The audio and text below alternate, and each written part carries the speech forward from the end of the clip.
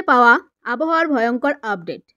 রাতভর তুমুল ঝড় বৃষ্টি, নিম্নচাপের জেরে দুর্যোগ কলকাতা সহ একাধিক জেলায়। পুজোর আনন্দ মাটি করবে ভিলেন বৃষ্টি। কি জানাচ্ছে হাওয়া অফিস, বিস্তারিত জানতে বন্ধুরা ভিডিওটি সম্পূর্ণ দেখবেন এবং ভালো লাগলে একটি লাইক এবং চ্যানেলটি সাবস্ক্রাইব করে পাশে থাকা বেল আইকনটি প্রেস করবেন এমনই লেটেস্ট আপডেট সবার আগে পাওয়ার জন্য।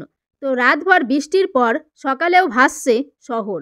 আশঙ্কা সত্যি করে দুর্গাপুজোর মুখে দুর্যোগপূর্ণ আবহাওয়া। তৈরি হলো নিম্নচাপ। আলিপুর আবহাওয়া দপ্তর জানিয়েছে উত্তর পূর্ব বঙ্গোপসাগর ও সংলগ্ন এলাকায় একটি নিম্নচাপের সৃষ্টি হয়েছে। এর প্রভাবে কলকাতা সহ দক্ষিণবঙ্গের একাধিক জেলায় আগামী কয়েকদিন ধরে দফায় দফায় বৃষ্টির সম্ভাবনা রয়েছে। আবহাওয়া দপ্তরের পূর্বাভাস অনুযায়ী নিম্নচাপটি আগামী 24 ঘন্টার মধ্যে উত্তর পশ্চিম বঙ্গোপসাগরের দিকে এগোবে।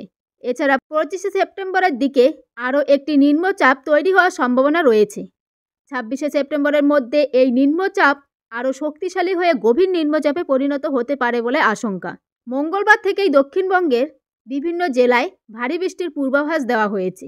আলিপুর আবহাওয়া দপ্তর বুলেটিনে বলা হয়েছে আজ বুধবারের আবহাওয়া কেমন থাকবে। বুধবার দক্ষিণ 24 পরগনা এবং পূর্ব মেদিনীপুর জেলায় বজ্রবিদ্যুৎ সহ ভারী বৃষ্টির জন্য বিশেষ সতর্কতা জারি করা হয়েছে। তাছাড়া পশ্চিম মেদিনীপুর, ঝাড়গ্রাম, বাঁকুড়া, কলকাতা, হাওড়া, হুগলি, নদিয়া, পুরুলিয়া, উত্তর 24 পরগনা, বীরভূম, মুর্শিদাবাদ এবং পূর্ব ও পশ্চিম বর্ধমান জেলায় বজ্রবিদ্যুৎ সহ বৃষ্টি এবং 30 থেকে 40 কিমি বেগে দমকা হাওয়া বইতে পারে। উত্তরবঙ্গের আবহাওয়ার কেমন অবস্থা?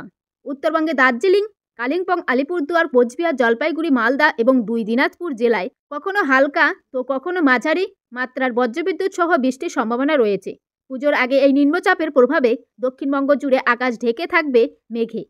সঙ্গে বজ্রবিদ্যুৎ সহ বৃষ্টি এবং দমকা হাওয়ার সতর্কতা জারি করেছে হাওয়া অফিস।